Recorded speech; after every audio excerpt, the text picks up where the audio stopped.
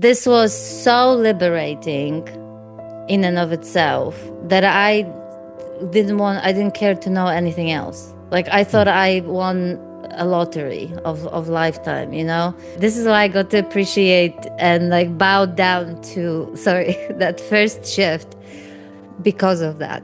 Because, and this is why, you know, of course, you know, more and more I talk to people about the other shifts, you know, the farther, the other things and everything. But actually, that first shift saved my life.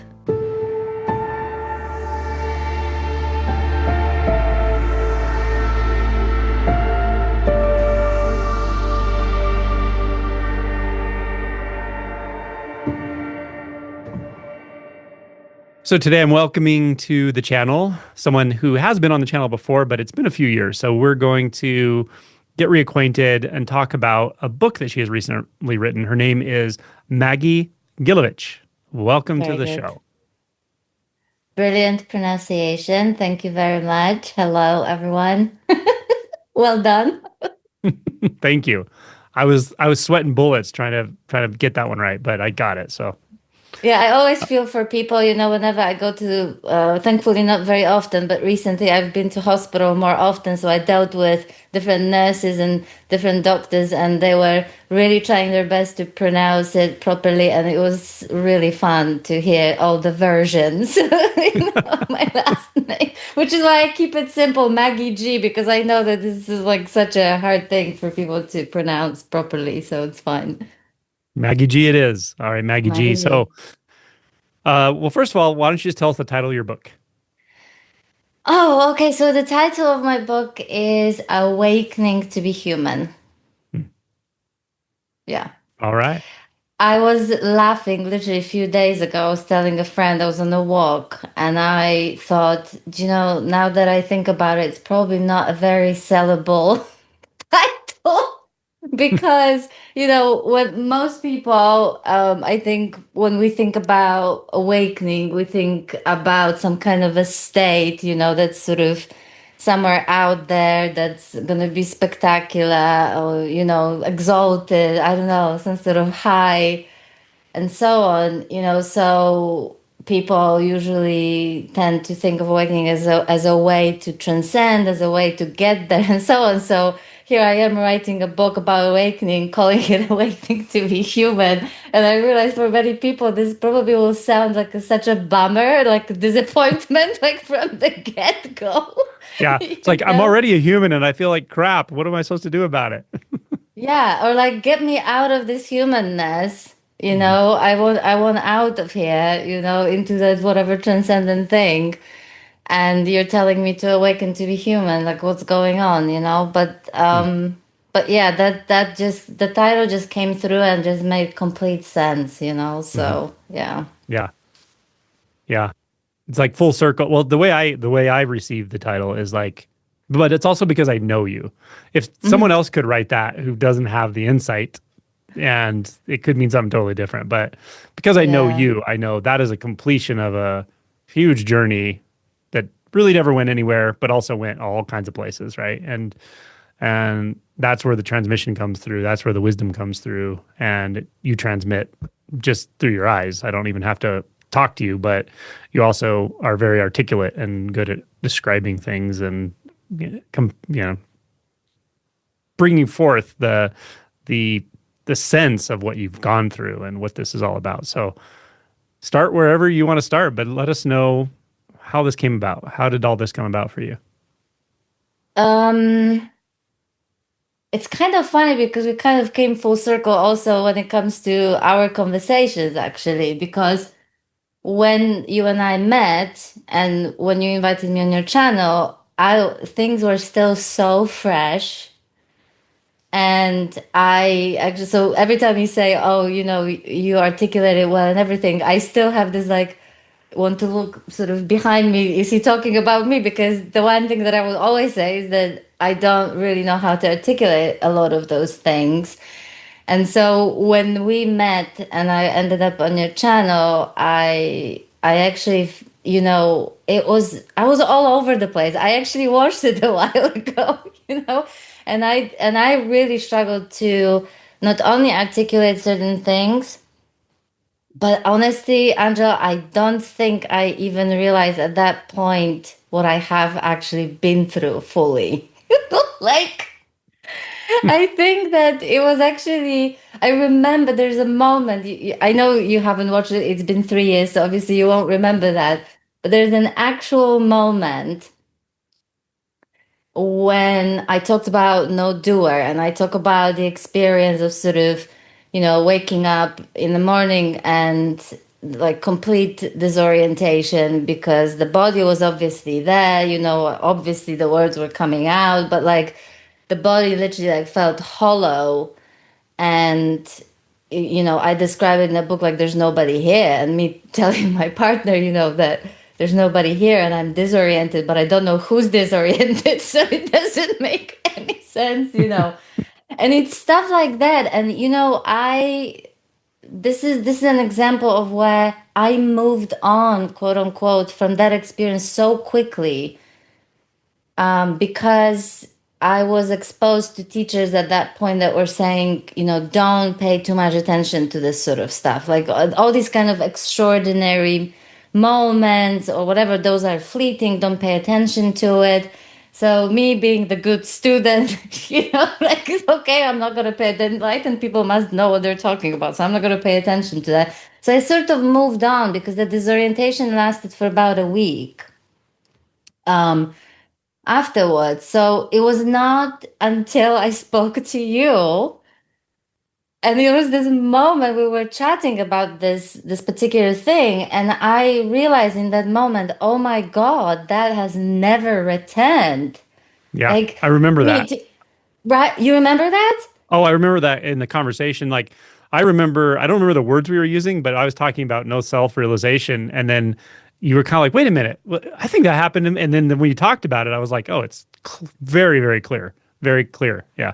But that's the weird thing about that depth of realization. It's like I think the mind identified person or whatever might think of like, oh, it's this exalted state or a special thing where you're like, Mm-hmm. oh, patting yourself on Mm-hmm. the back or something. And it's just that it's kind of the opposite in that it's something really not there anymore. And it's such a simple way to live in a sense. It's such a simple, direct experience that you could easily just go years without even mentioning it because why would you? Yeah. I Well, totally. And I think, that was the moment when like you said this, and then it was almost just like it only, to be honest, maybe I don't know, maybe I should blame you for this book, for the fact that it came up, because I mean it when I say that it was from that moment on that I only began to see things in retrospect. My entire journey from like my first awakening, which was over 10 years ago, you know but when I was on your channel the first time, I still didn't quite have the reference point.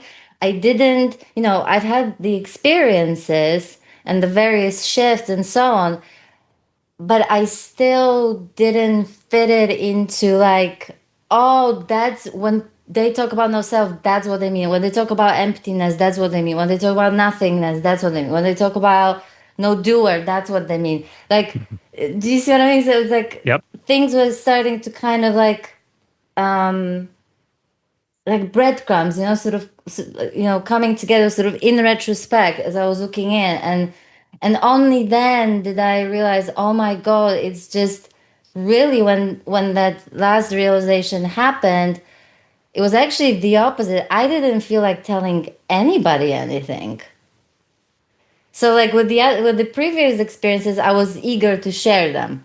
Mhm. Oh my God, I had this, like the massive heart opening, or, the no doer thing, or, looking at the bottle of window spray and like looking at like universe looking at me and basically like, that sort of thing. And how is it even possible that this is like such a congestion of energy that this even looks real, and all that's, cool stuff, or, walking in the woods and literally trees sort of sort of walking with me. I literally came home. I remember saying to my partner, "I walk with the trees," which could be almost like a shamanic sort of name, Mm. and it really felt like the trees, the surroundings, and everything, including me, was like on a digital page.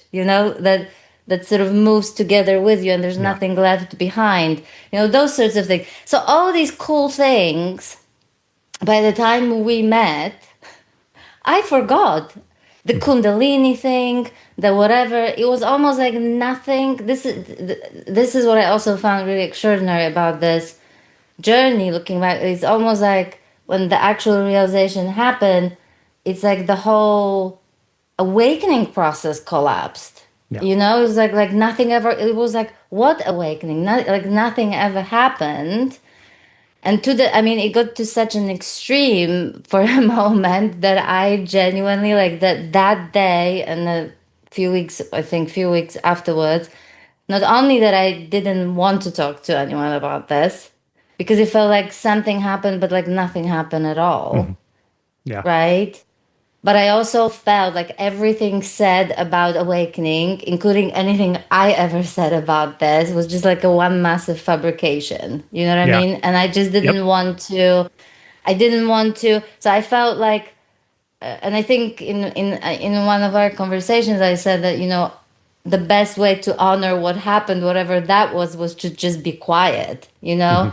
And it really felt like it, and I'm pretty sure that had I lived in a different circumstances, maybe a different time, and so on, like I would have gone somewhere for like months, maybe or something, sit in some kind of cave and just not talk to anybody, because it really, it just almost like I don't know, it just felt like it wanted to be honored that way, and if you had spoken to me probably that day and a few days later and you had asked me what awakening was, I wouldn't be able to tell you. I'd be sitting there like a dummy, with like a dumb face and like Mhm. I don't know anymore. Like literally it would be Yeah. like I don't know anymore, and which to me in and of itself is kind of like it's such an interesting part of this process, and obviously then it integrated. I think a lot of people go through this thing, and they really won't speak and they really be like done talking about these things, but some people won't, and I had to remind myself sort of that a lot of these quote unquote fabrications are very useful along the way, Yeah. like other people's books and that Mhm. sort of thing. So but I understand when people have that feeling, it can be kind of confusing for a while because here we talk about these stages, here we're talking about these different experiences, and then you have this realization, and it's like, what the hell? Like, Yeah. That was my like experience literally exactly. nothing happened, right?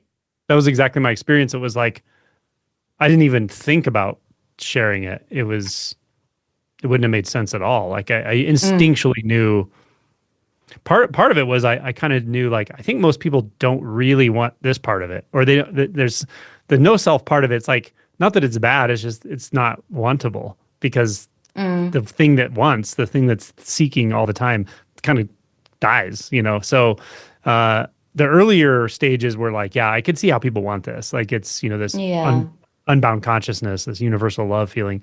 But when the self the good dropped, stuff. I just went Yeah, quiet. I didn't mention it for years to anyone. Yeah. yeah.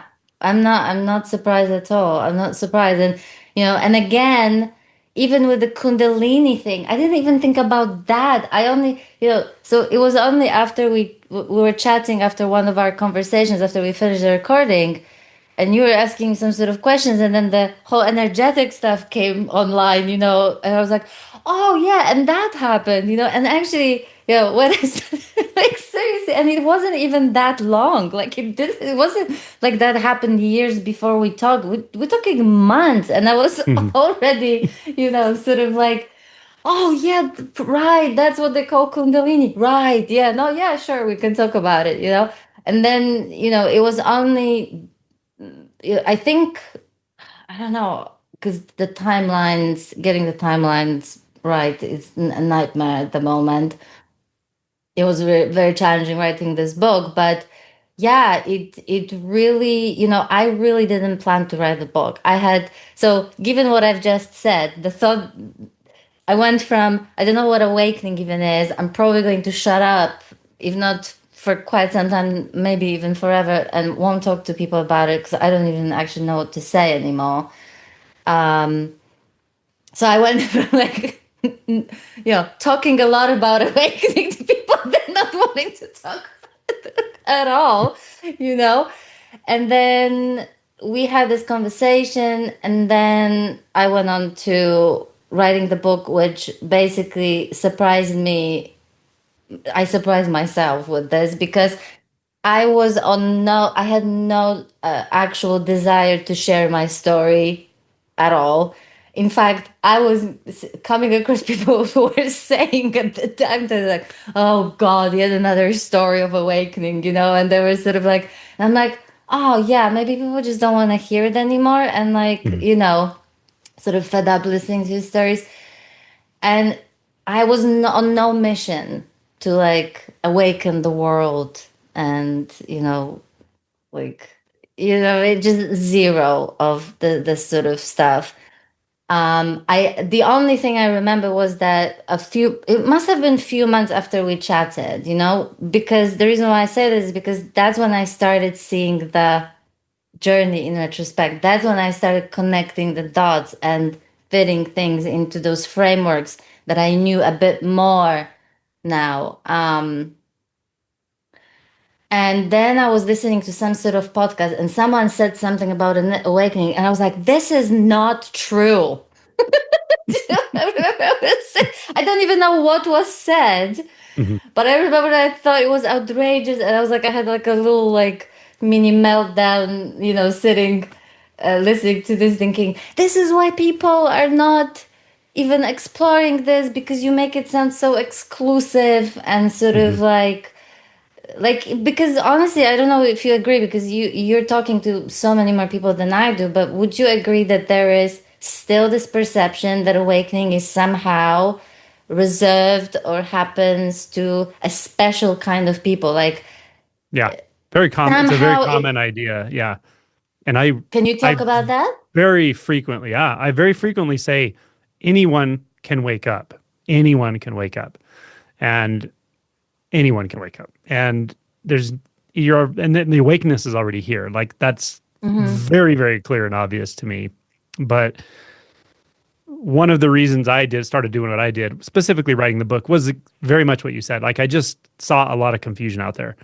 There are some really good no self-realized teachers. There are some, but there are a lot of people who speak in confusing ways. When I listen, even I listen to it, I'm like, I'm not really sure what they're talking about, and I can see Mm-hmm. how it's misleading and confusing, and it's mixed with their own ego, and there's just a lot of confusion out there. And so that was one part of why I think I was sort of mobilized to write myself. Similar that so I'm Mm-hmm. resonating with what you said there. It's like I guess it's almost like that creative impulse. It's like I can say this in a way that I needed to hear, but I didn't, or wasn't able to. Mm-hmm. Like, so I was almost writing it to myself, my book. So I don't know if that, writing it to myself when I was 19, suffering and being like, what would I have wanted to know at that time? So Yeah. I just realized that I wasn't talking to the microphone, so that's great. no, you're So you're you're okay. You're good. I can hear you really well. okay. Okay, that's good. Yeah.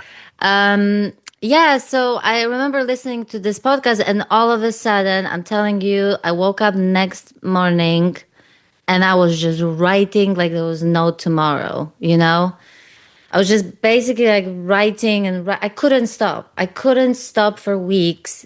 Every day I was writing whatever. It was almost like the breadcrumbs came together, and now I had to sort of like just express it.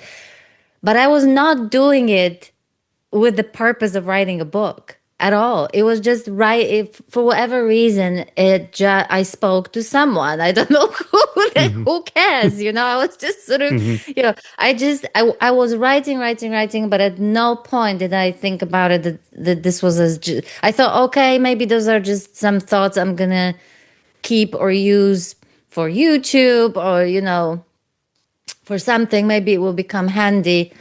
as like ideas for conversations or something like that. This was what was on my mind. There was absolutely no book whatsoever. And then, it went on for weeks and weeks and weeks, and then I just basically printed this stuff out, and I was like sitting on the floor by my printer staring at 200 pages written, and Wow, literally 200 texting the pages.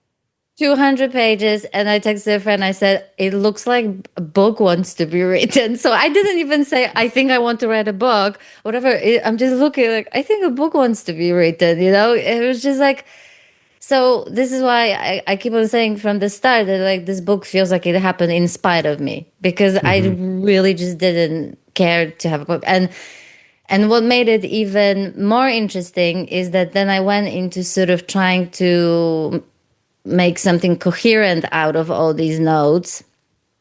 And honestly, I had no idea why I was writing this book or who it was for. Which is, if anyone ever wrote a book or anything, they have some kind of vague idea as to like, who this book is actually for, why they're writing this book. I had no why, and I had no idea who this was going to be for at all, which didn't, as far as like just writing process, that's not particularly helpful, let me tell you. Um, and then, it was just I would then write for some time, and then sometimes the writing would just completely stop. I was not able to produce anything, and it would stop, and I would pick up after sometimes even a few months, you know? This sounds And so, so like, much like my experience with writing the book. Very similar. honestly, it felt like the book had its own writing. Like this book Yeah. had nothing to do with me. It not its own writing. It's its own timing. Its Hmm. own writing and its own timing.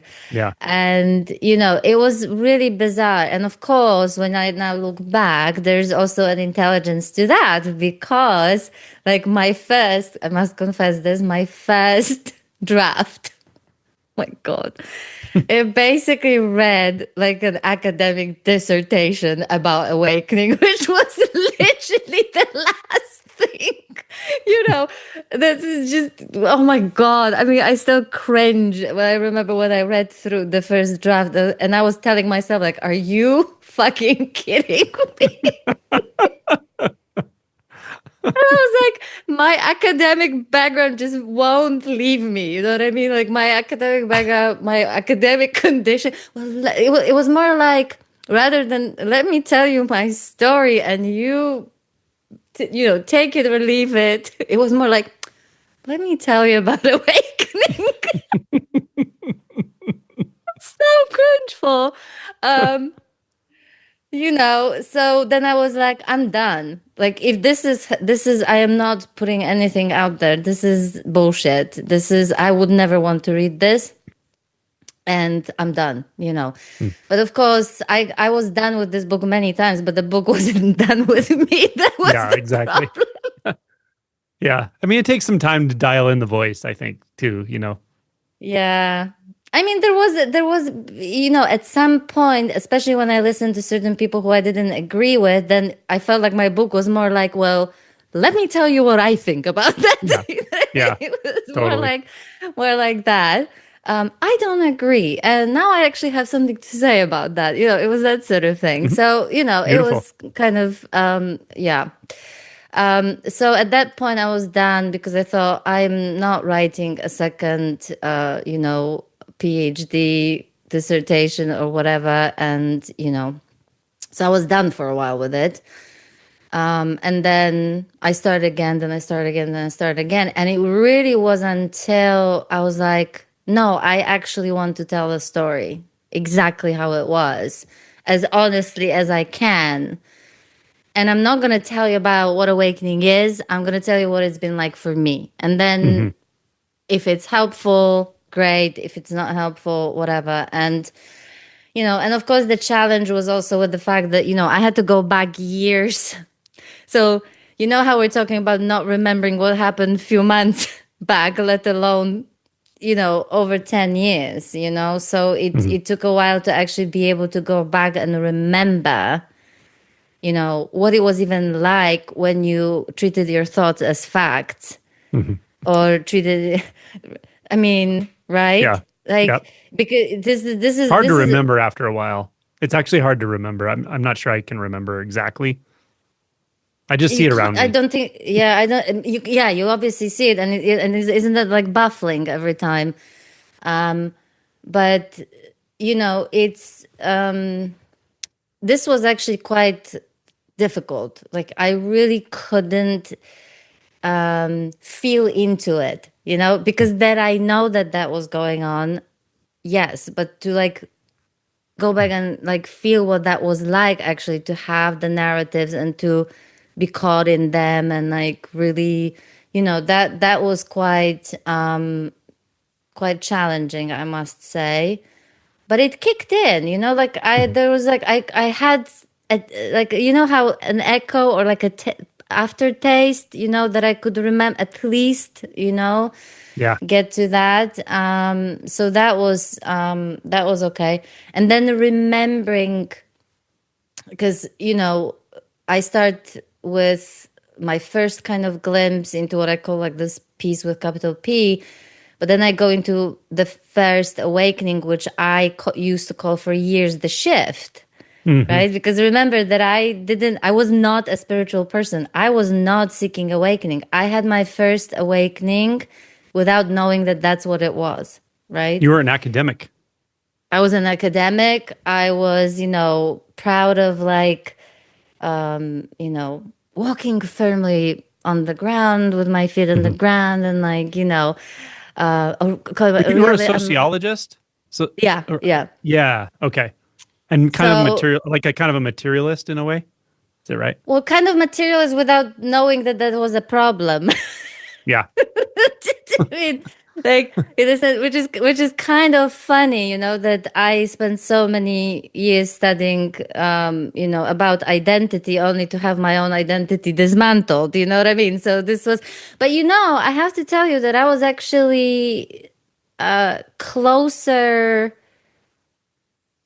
in terms of my own kind of, not my own as in I thought of like that I'm the only person that thought of that, seeing identity is fluid. That was one of the theories and that I Mhm. resonated with, because it was so obvious to me that put people in different circumstances, put them in different people, put people, different kind of conditionings, and that's gonna change. So I was Mhm. already seeing the fluidity of identity anyway, just by studying it. And then you can literally construct identity even through media discourse, which was Yeah. my kind of specialization, Yeah. That's really how interesting, very, actually.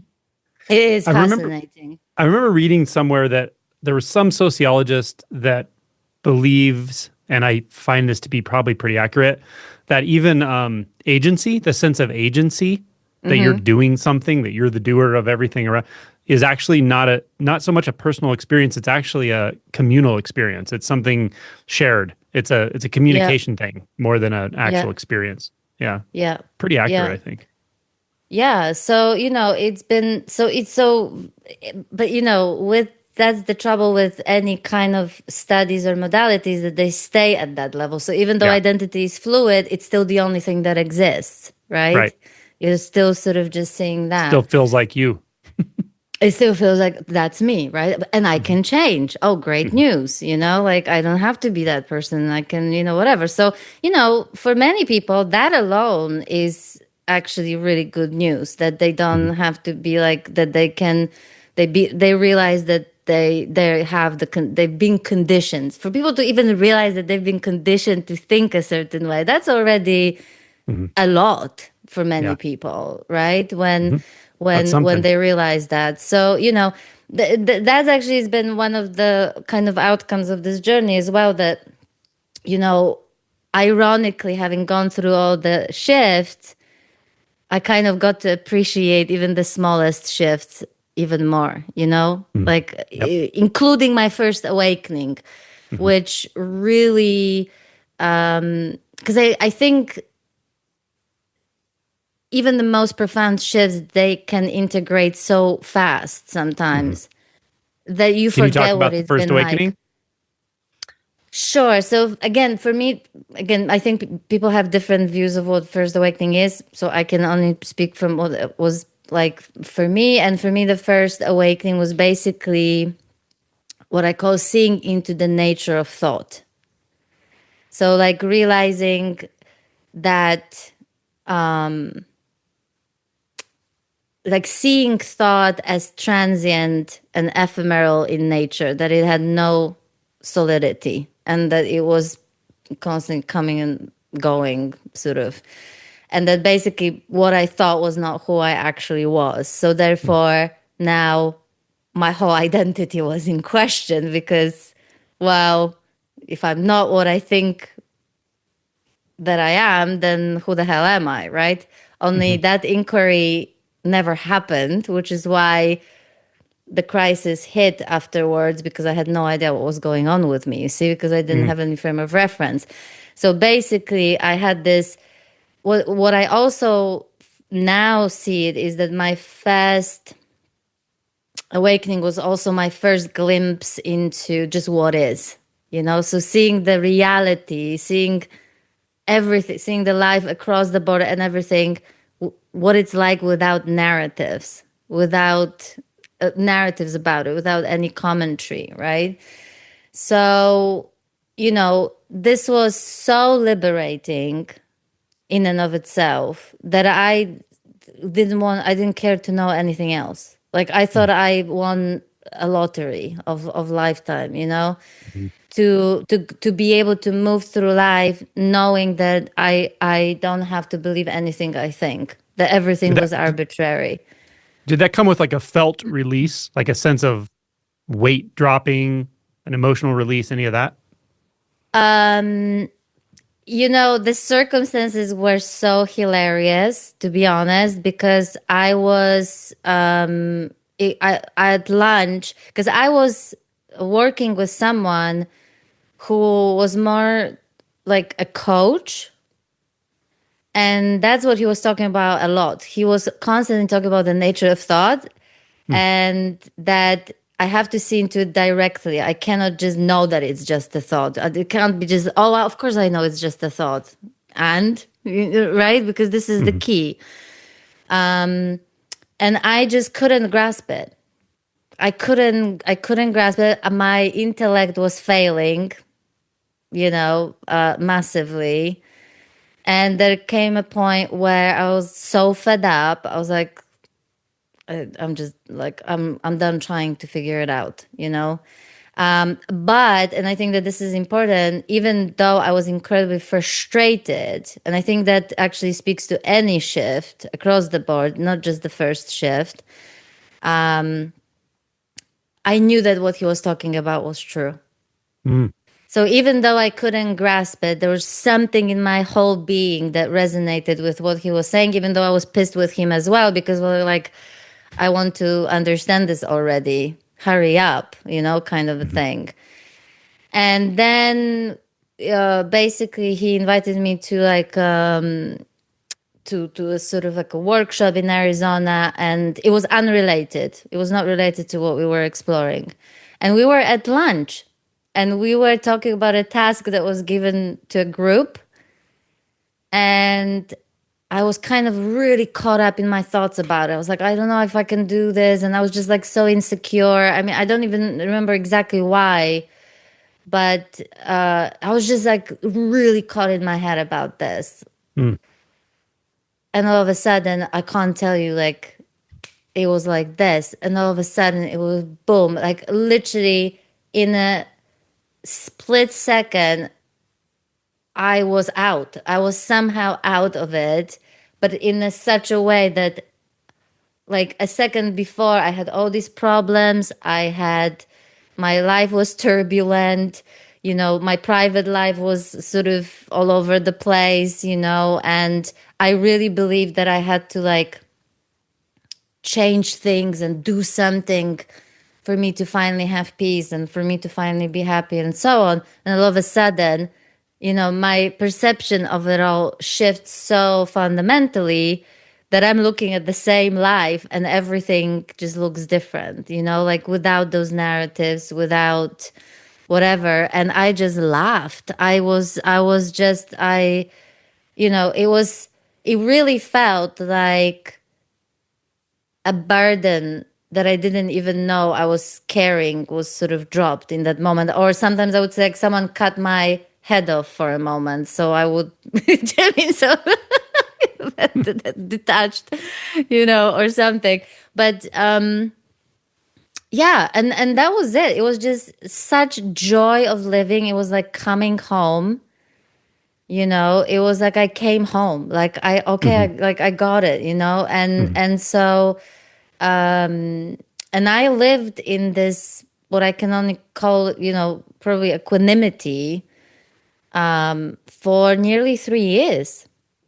So and I was back to my life that was still turbulent. It was still the same issues, but I was navigating it in like I'm not trying to say that it's not like I was floating on some kind of transcendental cushion above it all. Like, it's not like that.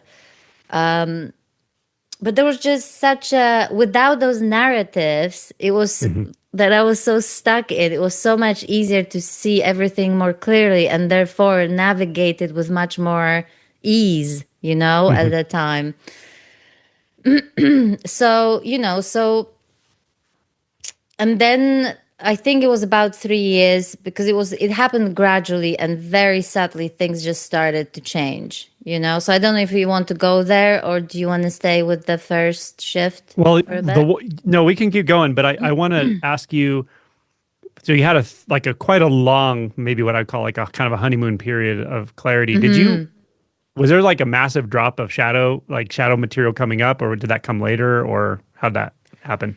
I was too happy for shadow Mm-hmm. work. Hmm. Yeah. I was just Yeah. like, no, there was no drop for about Hmm. 3 years of anything. I was going through really difficult things on the outside, okay? Like, I Hmm. mean, as far as my circumstances, life was definitely not a smooth ride, I can tell you Hmm. that. Hmm. But there was this consistent Hmm. peace, Beautiful. Yeah. in the midst of it all. So it wasn't an absence of problems. It wasn't absence of even thoughts or any kind of emotions. It's just that the peace was consistently there in Yeah. the midst of it all. Yeah. Hmm. And then gradually, oh my God, I went from this joyful, enthusiastic, at peace kind of like I just really also felt very myself. Like I felt like I Hmm. was just being myself. Natural. Very natural. And I went like total doom and gloom. Mm. Total doom and gloom.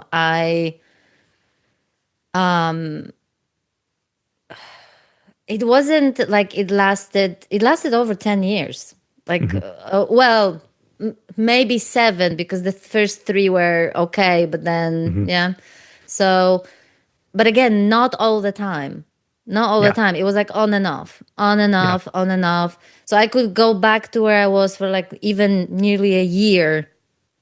And then I would have like 2, 3 months of like, I want to get out of here. I don't want to live anymore. I don't know who I am. Hmm. Get me out of here. Yeah.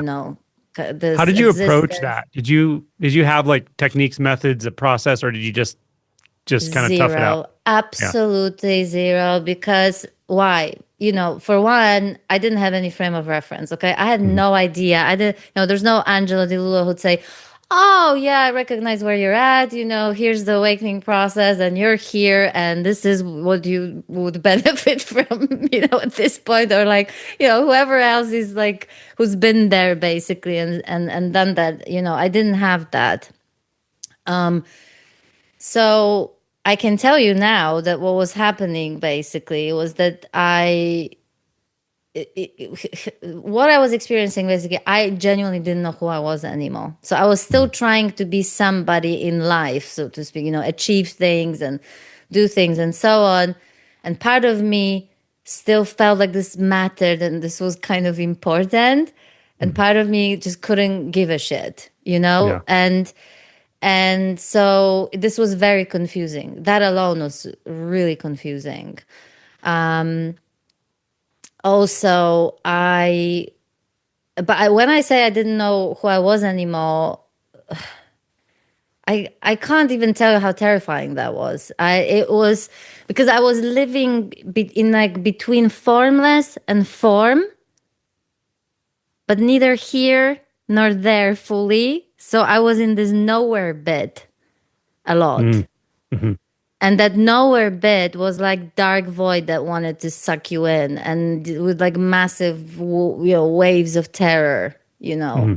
So this was so when I talk about my low moments, those were like, yeah, Existential terror.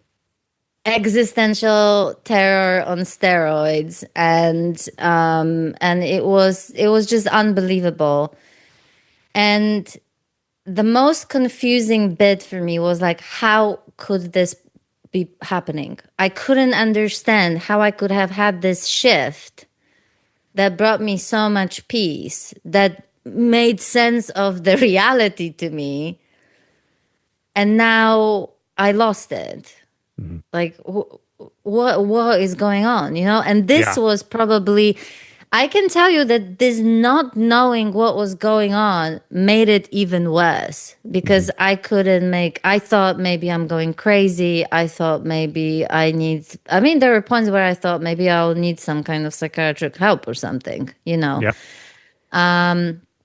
And I genuinely, when I say that I wanted to get out of here, I literally thought about ending my life, a Hmm. few times.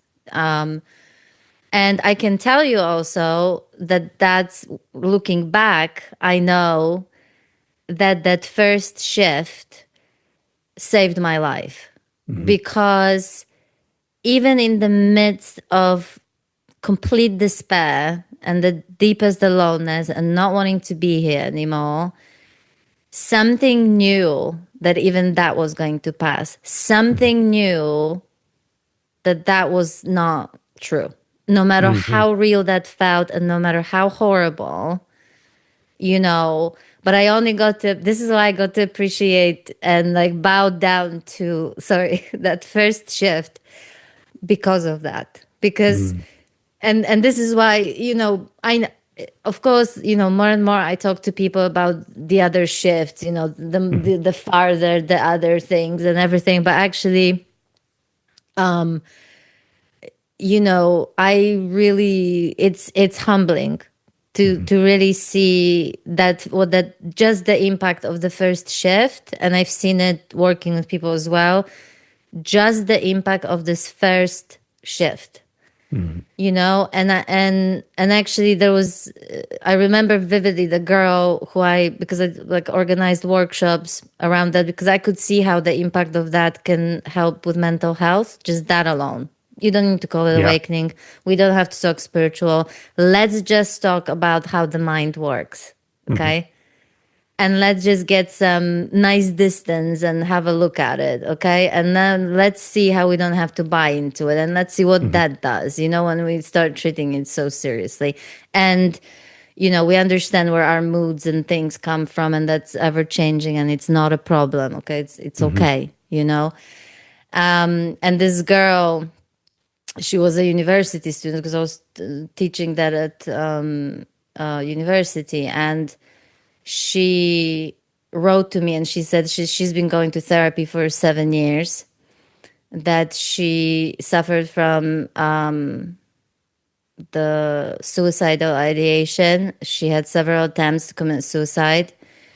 And she said, every time I went to therapy, I felt worse. I Hmm. think it was a talk therapy or something like that. So, by the way, I'm not bashing therapy here. I'm just sharing her experience.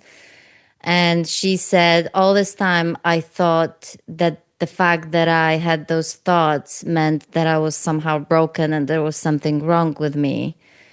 And because of this, she was, by the way, the quietest in the room. I didn't even think if she was like really present, like she never spoke. And she then emailed me and she said, she said, this this one particular workshop was like worth all the money this education cost, because Mm. like I just realized that I don't have to believe those thoughts at all, and it's okay to have those thoughts, and I don't have to act on them, and that there's nothing wrong with me because I'm having those thoughts, you know. Mm. So this was such a, because for me that was so like obvious. Yeah. This is what I mean, that things can integrate so fully that you forget what it's actually like when you believe Hmm. those thoughts Yeah. and how real they feel. And then on top of that, you have all these judgments about what you're experiencing as well, which is like another layer. And, you know, so this was the moment where I was like, wow, okay. Like, Mm. thank you for reminding me how even this fast shift, like honestly, if I never seen more than that, that would have been Yeah. plenty, you know, that I'm would with have you. lasted me and served me well for the rest of my life, you know, even if, you know, it wasn't always easy and all of that. Um so I have a so couple I also, reflections on that. I was yeah, going to tell say me, that yeah. with the first shift, like I talk to people at all stages of realization and no self realization, and even after that, and all the shadow stuff. But the first shift to me is really it's like it's true grace. Like it's just, I love it. I love going through it with people again and again. And my own experience, that was the lifesaver. Like that was truly, truly graced upon me. Like I didn't deserve it. I don't even know how I figured it out. I figured it out somehow, but it was like such a series of circumstances that were so random seemingly, Yeah, but it was so yeah. perfect. And I needed it because nothing else was going to save me. Like I was freaking miserable and suicidal, all that stuff. And yeah, it's kind of like all the other insights, all the other realizations um, arise through that initial lens, that initial Mm-hmm. glimpse of, yeah, Mm-hmm. of Yeah. the falseness and being able to release yourself from the falseness of thought. Yeah. Yeah. Honestly, there's nothing small about this Mhm. shift. There's nothing, you know, really. So yeah, so I know looking back that that shift saved my life when shit hit the fan later on, and basically I started suffering in ways that I suffered more than I suffered before the shift. Mhm. You know, that was another thing that was so confusing, that I was not only back to suffering, but I was now suffering in ways that I couldn't comprehend how this was Mhm. even, you know, possible. Because, I mean, I'll tell you what kept me also in that suffering. Then I can tell now what kept me in that suffering for so long. But one was this one single thought: this should not be happening. Mhm. This should not be happening. Mhm. It took me only 7 years or so to realize that this one sentence contained the key to this whole freaking thing. Okay? Because it literally manifested in, it was basically resistance. It was basically resistance, chronic state of resistance. This should not be happening. So nothing was allowed. Nothing was, you know, every time something disturbing was happening, I would go into, this is just a thought. This is Mhm. just a thought. This is just a thought. And this is a really interesting moment, I think, to see this, because now what was a profound, genuine insight was hijacked, as I say it, by the mind to use it as a shield. So now it becomes an intellectual kind of cognitive sort of what I call like shielding, Mhm. where it's just a thought. You can replace it with, it's just emptiness, it's just an illusion, it's Mhm. whatever, you know, replace it with whatever, you know, speaks to you. But now the point is that it became like a mantra, which I use to shield myself from whatever I was experiencing, because I Mhm. didn't want to feel that whatever I was coming up. So speaking of like the shadow dump or whatever, stuff was coming up to the surface. It was so profoundly uncomfortable. And I'm talking the most disturbing thoughts, the most, disturbing emotional experiences, physical, this physical sensations that was just like the worst. And so I didn't know that I was basically living in a constantly arguing with what is. I was basically, for years, I was arguing with what is, you know? And of course, when I say this, I didn't do it on purpose. I Right. didn't know any better.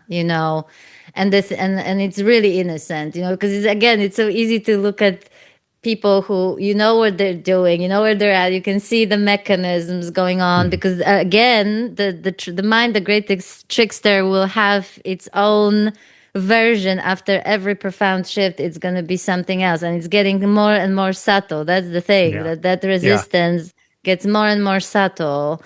And we can easily fool ourselves to thinking that resistance is no longer there, but boy, is it there. And it's only when it drops that you can actually tell that it was there all along, right? And Hmm. then you Hmm. appreciate how subtle it gets. So, and the thing is, I also wouldn't even consider. So even though I thought, okay, maybe I'm going crazy, maybe I should go see psychologist, maybe whatever, I didn't consider that because why? Because if I go to therapy, all they will talk about is like childhood, and that's just a story. Hmm. Or, if I go to therapy, they will just talk identity. They will be just in the realm of thoughts. So I am definitely not going to benefit. And I truly believed, Angelo, that I was beyond this stuff. You know what I mean? Like the childhood stuff, the wounds. I didn't even feel traumatized. I made peace with my past when I was like 17 or whatever. And I didn't blame anybody for anything. I didn't consider, because also the first shift took, if there was any victimhood left, when I had my first shift, it was evaporated. I did not see myself as a victim of Hmm. any circumstances, people, nothing. That was also gone, you see? Hmm. So, what's the point of looking at my past? Like, Right. it just like, it just didn't make any sense. So, I find this also interesting because sometimes we look at people who didn't do any shadow work, didn't look at this stuff at all, and we think it's easy to judge them as like they are full of themselves or whatever, but actually if you don't know, it's innocent. You're so Yeah. like genuine, you're genuinely not seeing any of this as an issue Hmm. when you're in that state. You Yeah. genuinely think it's like it's just a story. What's the point of Yeah. going into that? What's the point of going into the mind Hmm. to look for answers? Like futile, right? So Yeah. it's not that there's no willingness from where you're looking. It just doesn't make Hmm. sense to do that. And this is why this is such a, I think this is a point where everybody would benefit from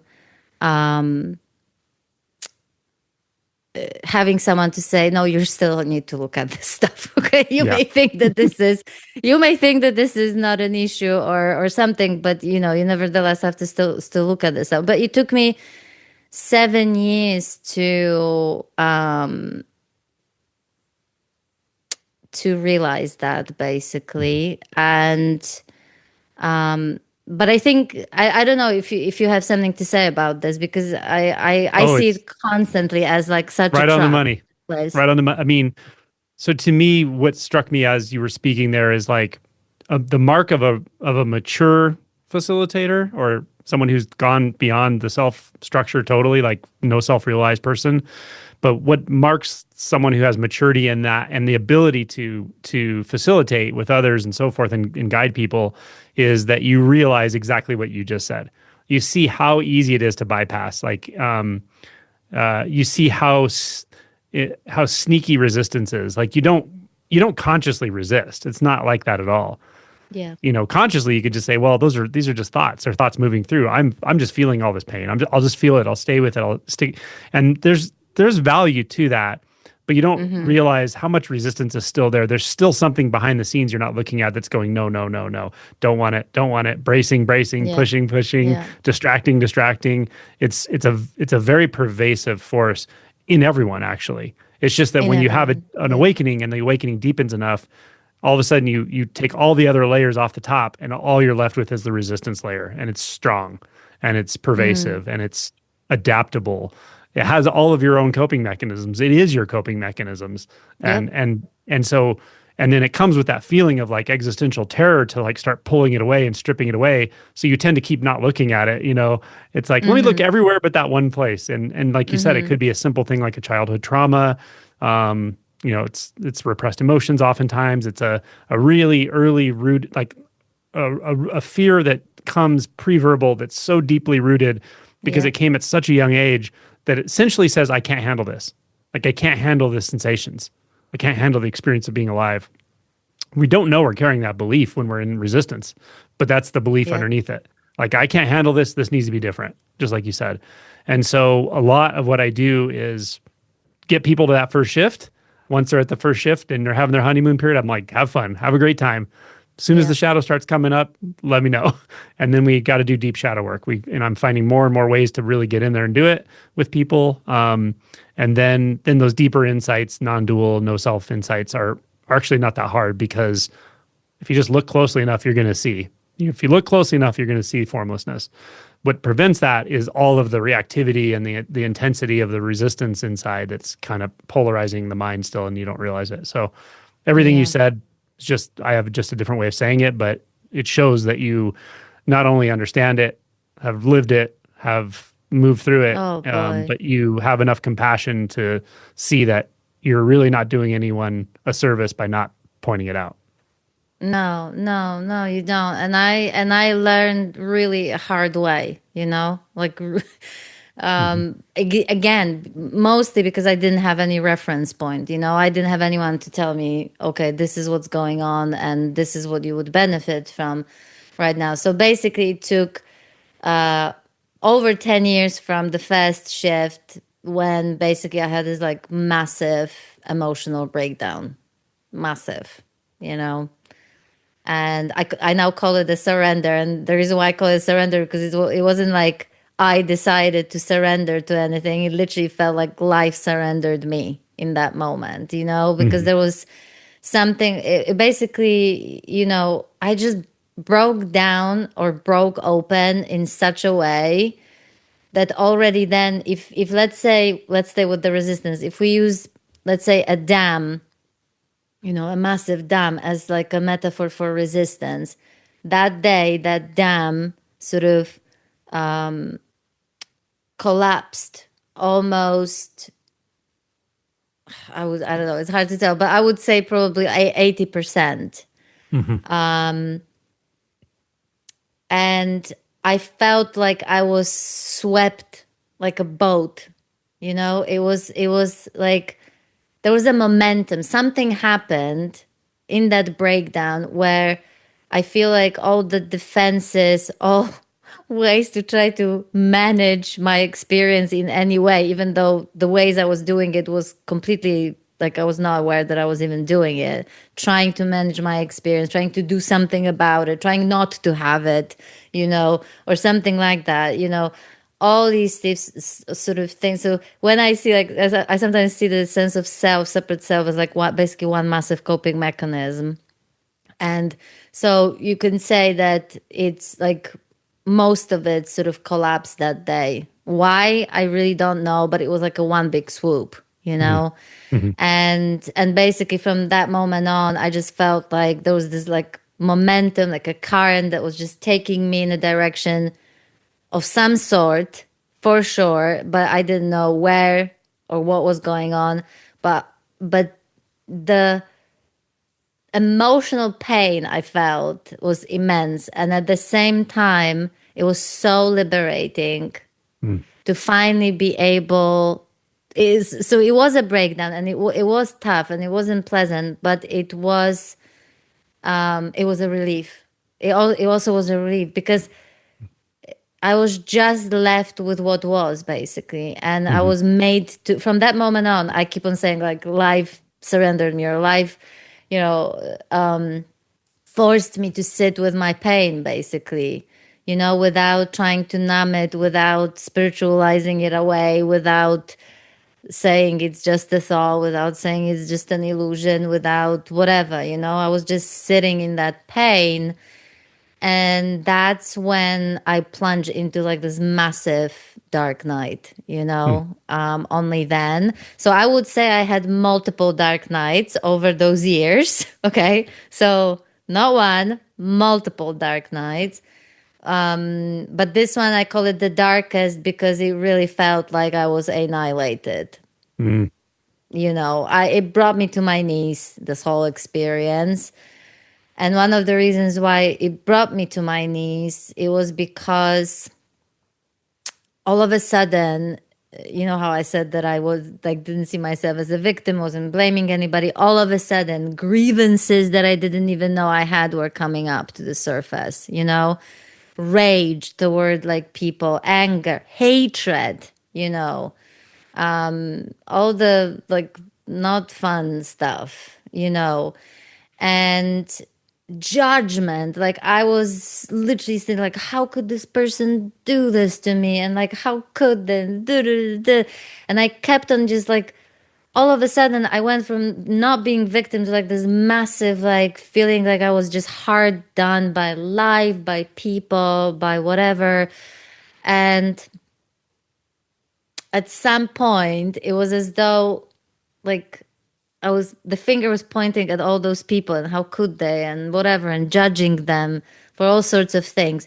And I can't tell you how that even happened, when literally it felt like that finger sort of turned around and started pointing at me.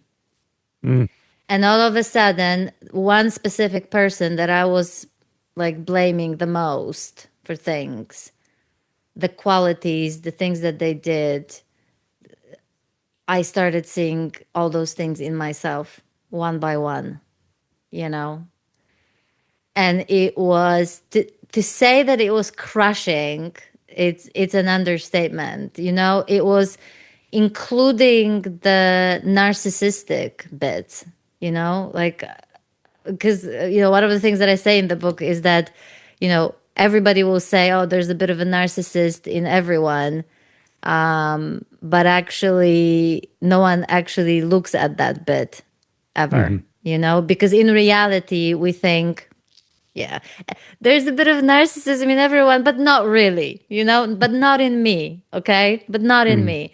Um, and so I was one of those people. So it was completely shocking that, I even have a list of narcissistic tendencies according to some kind of book which is used to identify if someone is a Hmm. narcissist, and I could like tick tick tick tick, right.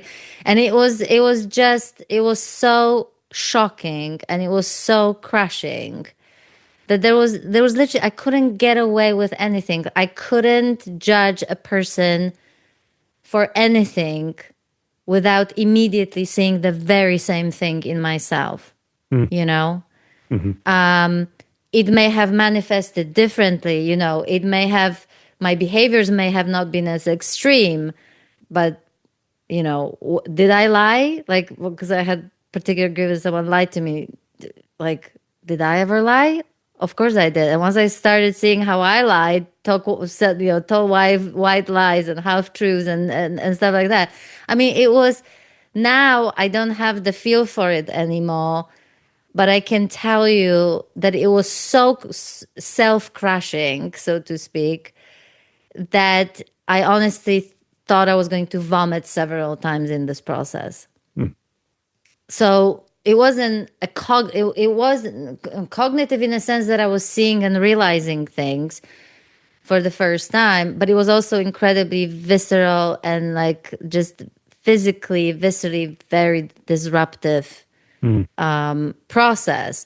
And by the end of it, and when I say the end, it wasn't really the end, but by the maybe the worst bit of it, which lasted for over a month, I was just on my knees. The whole self righteousness that I held on to and feeling like I was different, better, or special in any way from anyone else, like that was just completely that was gone, and I was literally in at the end I couldn't see the other anymore. I couldn't see the other because I just couldn't. I could see myself, everybody in myself, in such a powerful way that like that kind of judgment that I used to have, about people has completely collapsed. Hmm.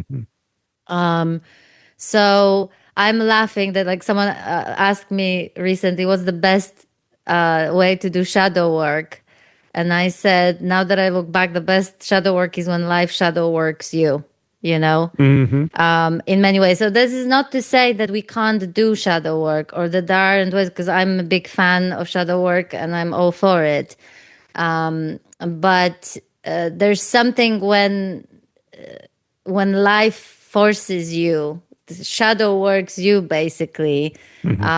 that I feel is just incredibly, it's incredibly crushing and devastating, but it's nevertheless the most powerful. Because again, shadow work can have, I don't know what you think about that, but shadow work can also very much stay in the head a lot, Oh yeah, totally. and never Yep. actually, and because, as you know, through my work I use astrology mostly as a tool for shadow work.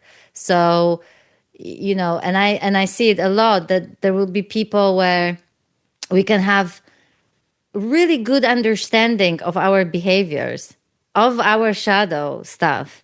And we can even have great understanding of like where it came from. And I know exactly what's driving this, and still not get down to it, Yeah. to the Yeah. driver and to actual sensation in the body, Hmm. so the shadow work can very much stay in the head for a very long time. And I call it like I know it already syndrome. Oh And yeah, you to can become a master of shadow work. You can be a facilitator of shadow work. You can talk to people and pick things out about them all day long and point out their stuff and believe you've really worked through it all and not really touched it. Not really touched the heavy stuff. Like that's not everybody, but that's a reasonably common thing. Yeah, And what happens is it's just another identity. Like that's your coping yep, mechanism. Your coping mechanism is the one that knows. yeah, Yeah. the one that knows. And then there is the sort of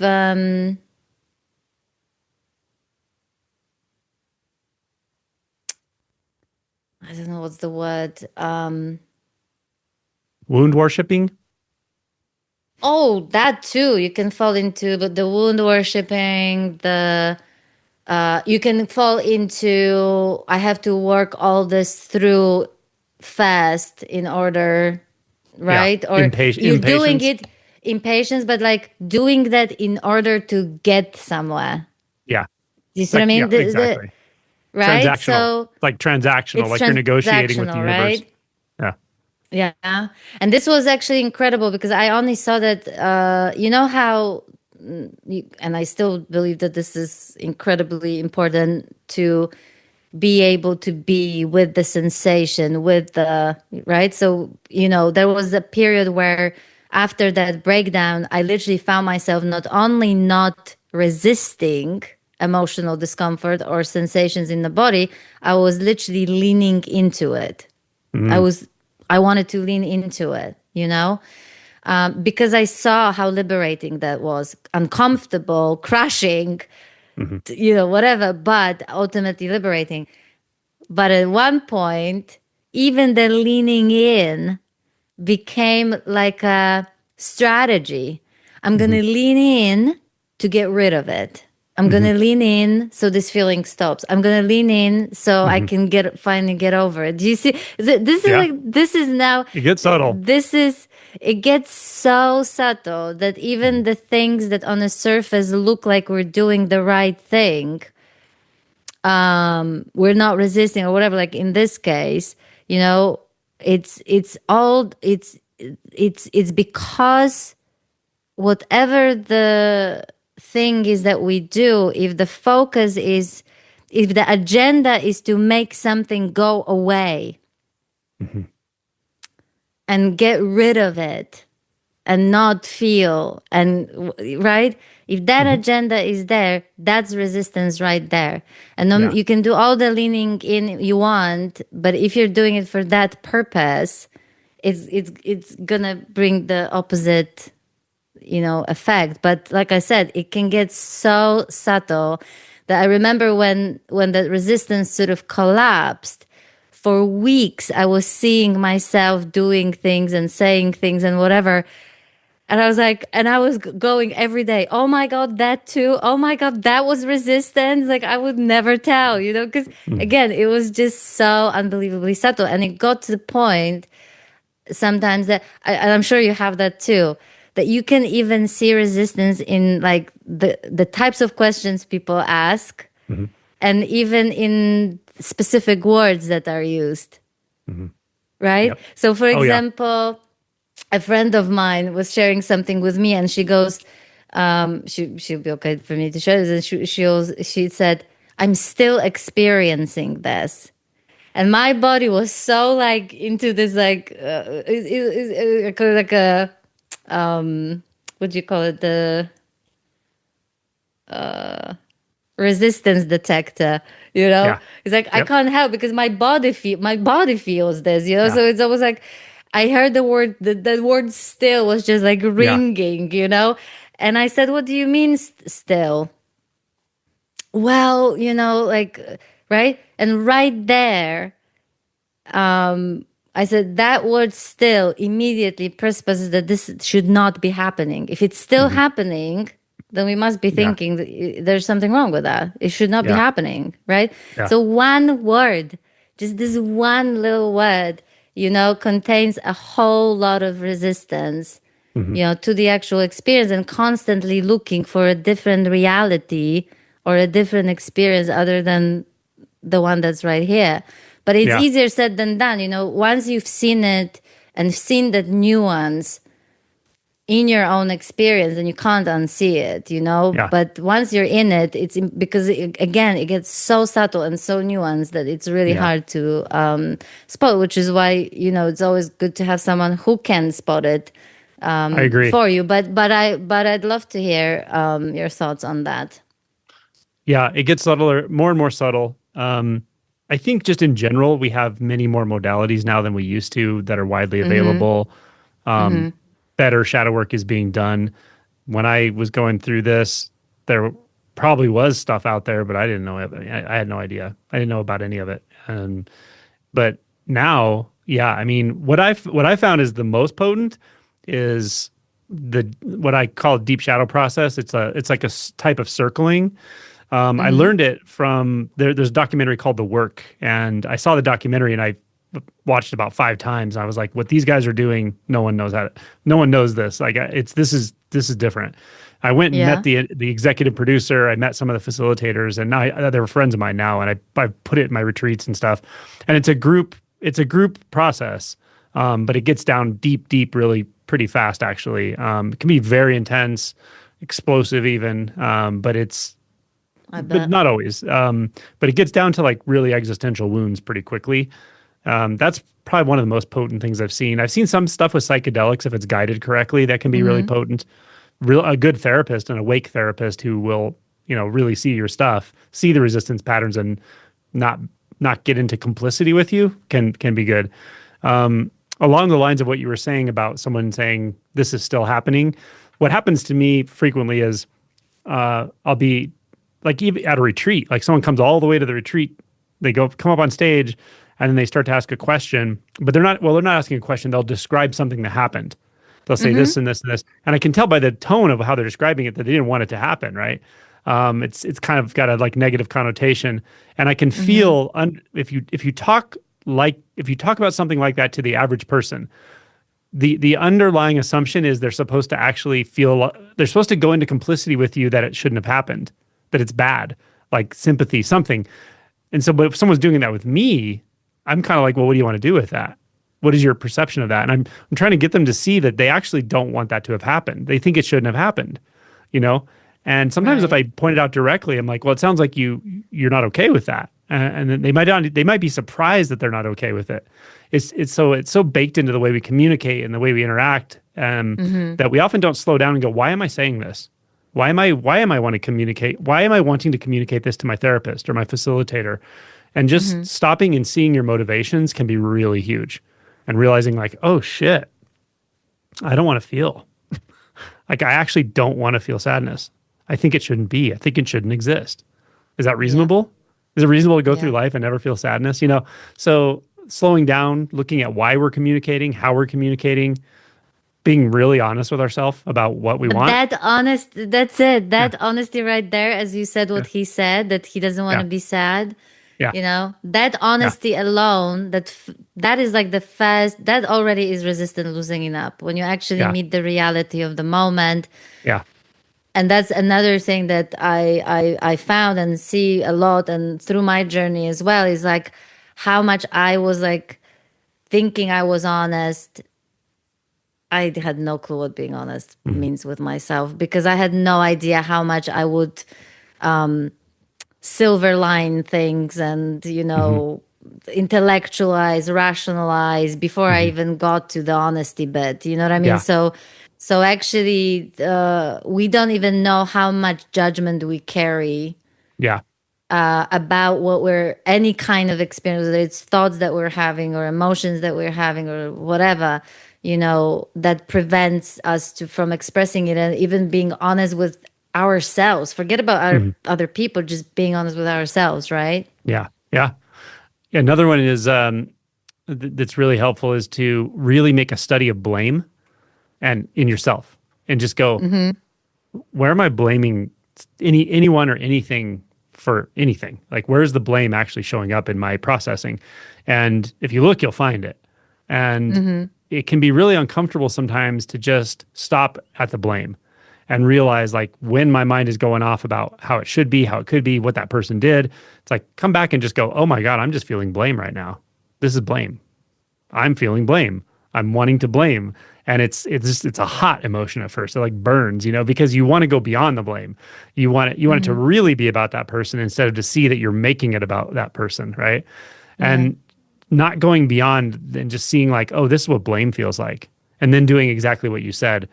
If something about someone bothers me, annoys me, frustrates me, or I judge it, just turning the thing around and going, okay, what is it about me that what is it about that person that reminds me of myself? That's what I used to do all the time, and it's so hard to do.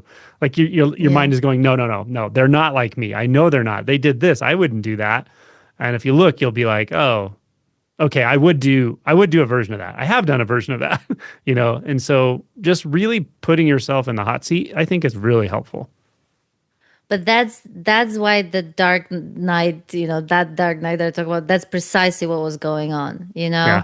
And it's really one of the reasons why I eventually realized why it was so painful and why it was so hard, because the pride that is attached to identity as someone special, better than, Hmm. self-righteous, and all of a sudden if you've lived your life constantly looking at other people and say judging them even in the smallest ways, like I'm not even talking massively judgmental, right?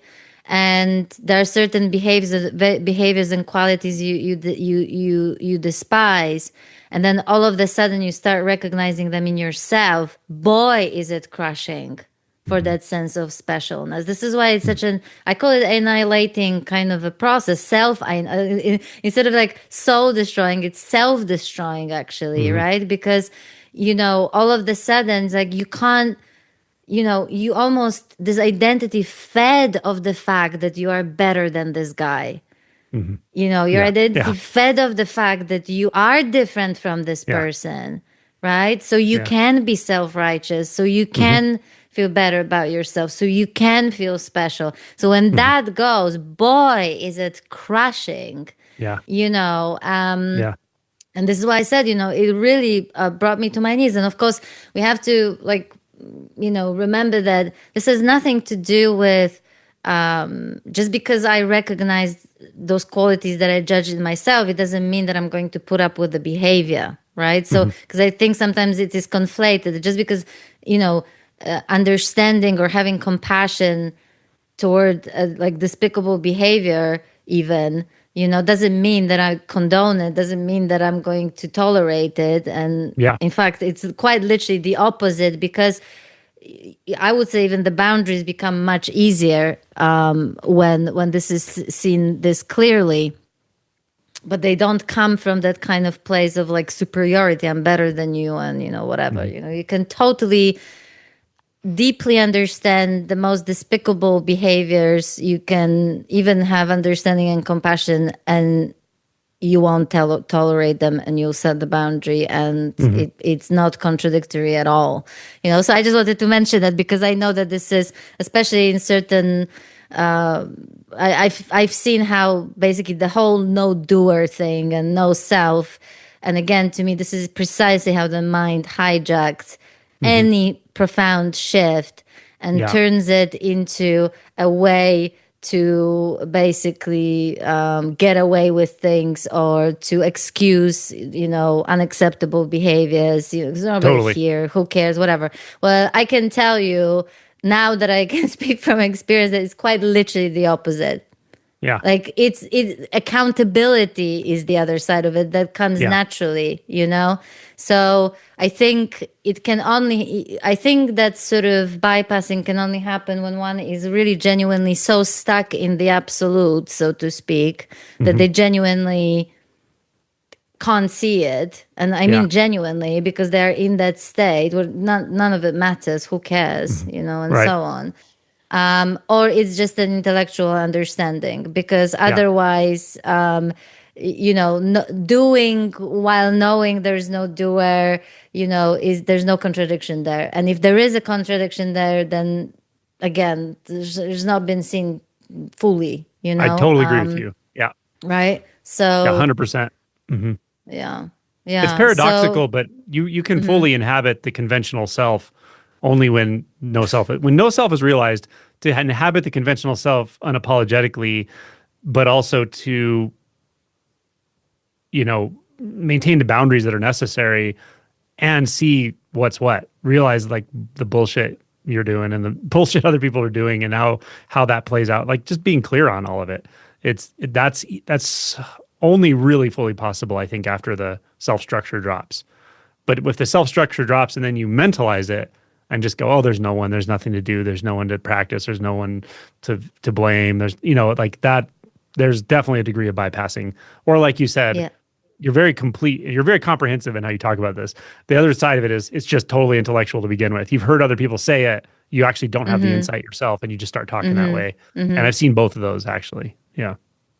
and again, you know, it's, to me that is also part of the process, because so like if you have to ask the question, well, who is being responsible, or who is, if you're asking this question, right, then you're basically have not seen it yet. Yeah, And that's you know, exactly just that's what I say when people say, "Well, who's going to do the practice?" And I'm like, if you know, um, well, it depends who's asking that question. If it's a genuine question from an earlier stage of right, realization, I'll yes, say, "Don't worry about it.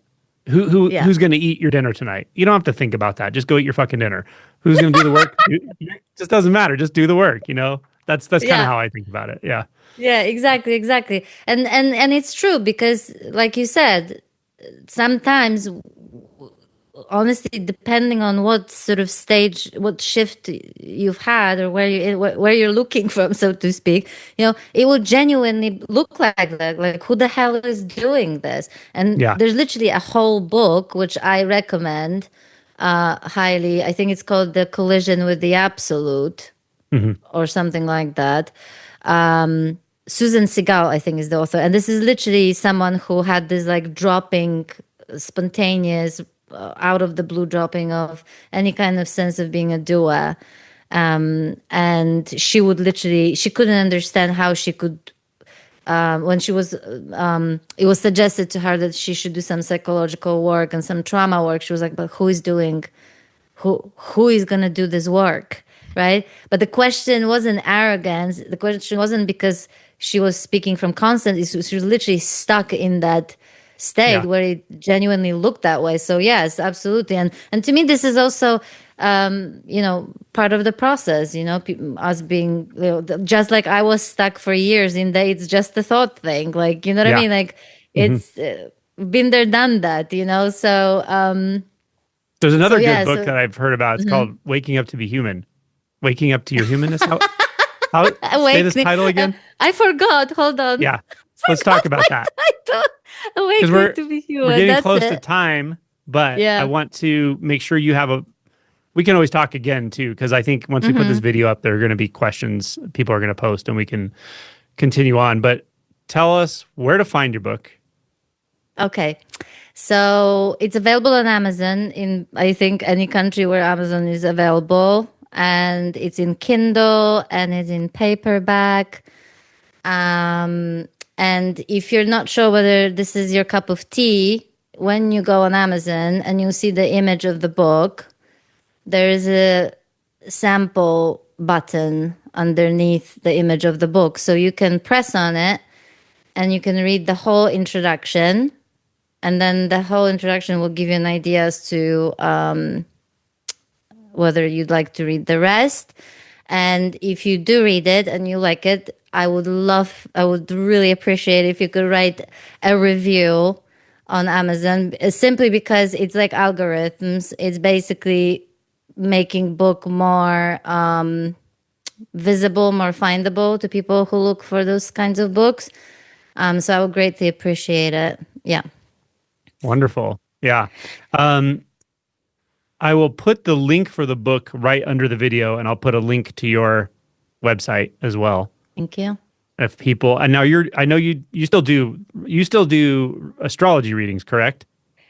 Yes, I mean, I still do astrology, but I use it specifically for shadow work. Right. So I I Gotcha. u- I use it basically to basically get to the unconscious patterns and Hmm.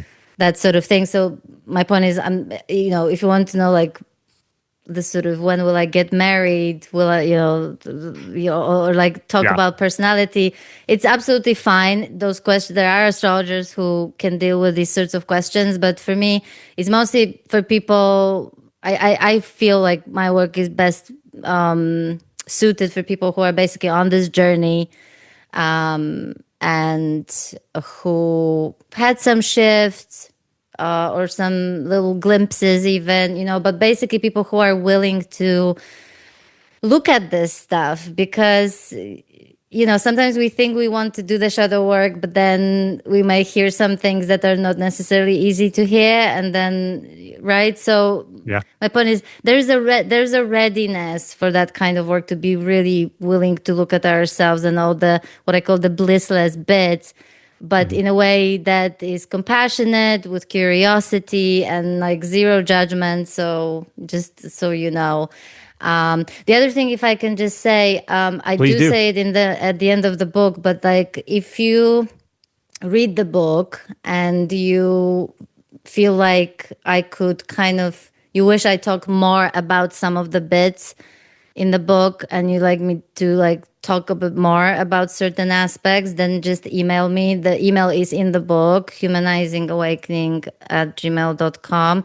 And you're welcome to like ask me any questions, and I will probably use them as a way to just reply on YouTube, so that everybody can benefit from your question. So if you have a question, you can give me a bit of an idea of like what's going on with you, and then I'll share the answers, keep it anonymous and stuff. But like, I thought it would be a great way to just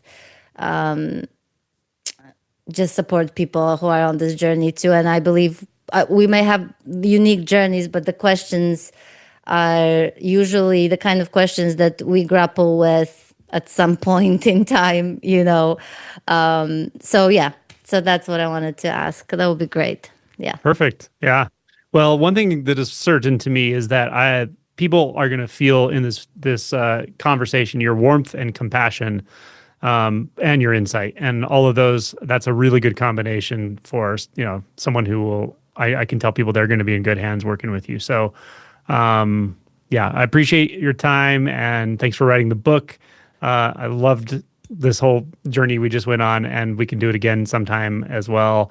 Good luck with the book. And like I said, all the links will be there under this video in the description for anyone who wants to pick up the book. So, yeah, Thank you thank you. so much. And thank you for your support as well. Yeah.